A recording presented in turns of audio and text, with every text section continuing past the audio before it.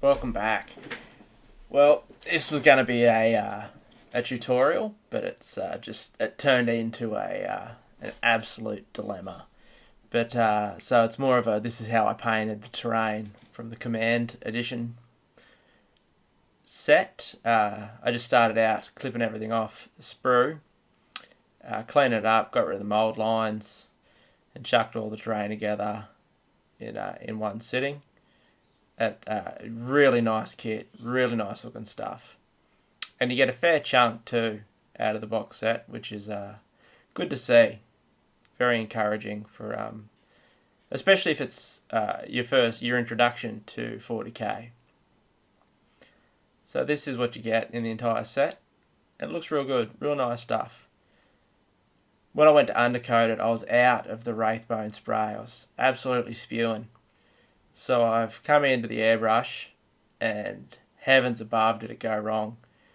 Mate, from the get-go, new airbrush, about the second time I've used this one, everything went wrong. Every colour, paint, clogged, then it was too thin, too thick. It was just absolute balls up the entire way. But I've come in, I've hit it all with Vallejo grey primer.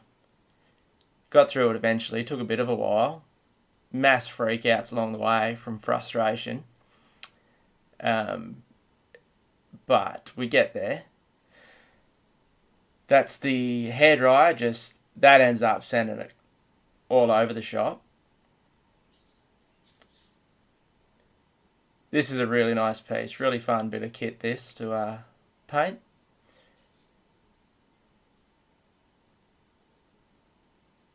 Hit it all with the primer, and then the next step is I grabbed, I forget what it's called, but obviously a bone colour from Vallejo Air range. It's a great range for the airbrush. I'm no wizard with this this tool, but geez, it helps. Anyways, yeah, so I've hit this with this bone colour. You'd skip this entirely if you had Wraithbone spray on hand.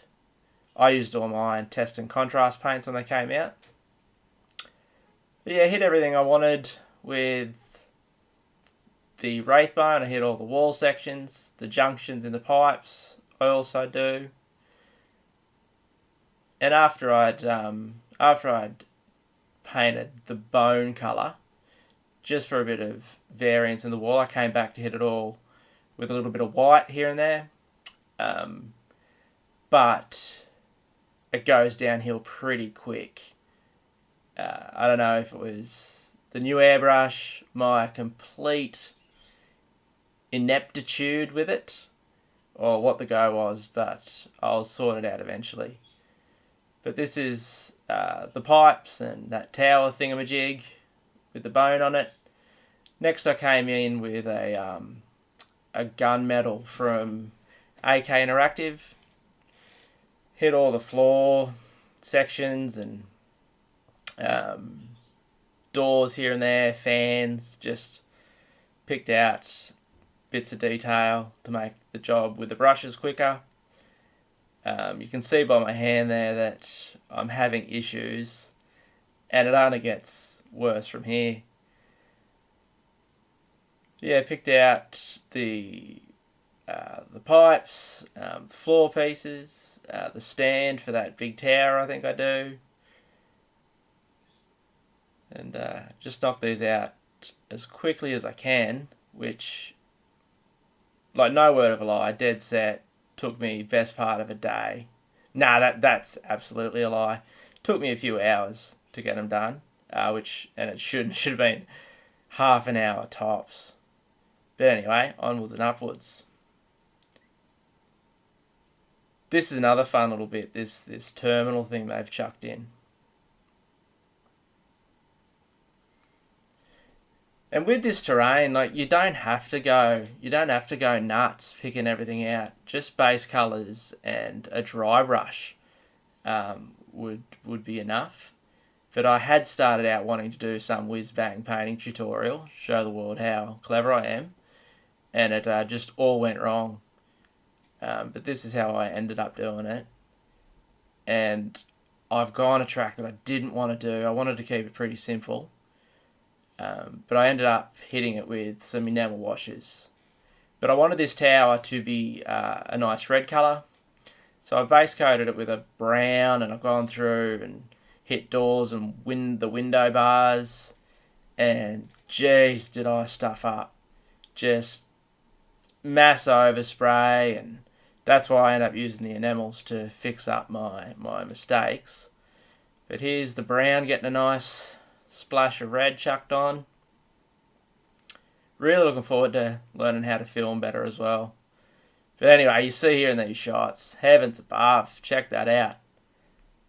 Absolutely stuff that up. But yeah, fix that up with the brushes. Give it all a solid coat of gloss varnish. And then I come in with this product here, Track Wash from AK Interactive. It's an enamel product. Now I throw it on here pretty thick. Now if you haven't used enamels, or even if you have, you're probably asking, why on earth have I used it like this? Why have I put it on so thick? And the simple answer for that is, it's the only way I've ever used it. And I personally love the effect that it gives. It's not what I wanted to do. It's not how I wanted to paint it from the get-go. But after hours of frustration with the airbrush, the amount of mistakes I made, by this stage, the tutorial idea had gone out the window, and I was just getting it painted. So this is what I've done. Now, it looks real thick, especially if you haven't used it before. But you come in with some cotton buds, an old brush. I use a rag here with a bit of white spirits, and just clean it up, and it wipes right off, and it gives a fantastic result. It shades it, it weathers it, it ages it, and I think for like the economy of time and the very little effort that you put into the result that you get, it's second to none for this sort of stuff. For big walls, just for terrain, like I'm not trying to paint an award-winning piece here by any stretch. I'm just trying to make the tabletop a bit pretty, and I'll chuck some photos up for a closer look for you, and that's the result it gives for 5 minutes tops. If you haven't used it, grab a bottle and give it a go. Here it is on the junctions in the pipes, and from this point here, you could use it. You could chuck it on the table and be done. But it's such a great kit. You can go in, you can pick out detail, you can leave it, you can do as much or as little as you like. And this is what I've done. Nothing flash, but it looks real good on the table, and it's a real great kit.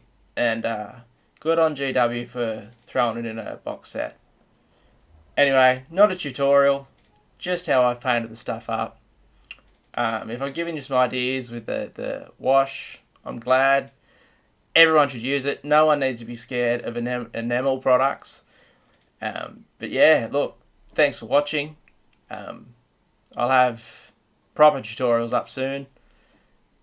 Like and subscribe, and I'll see you later.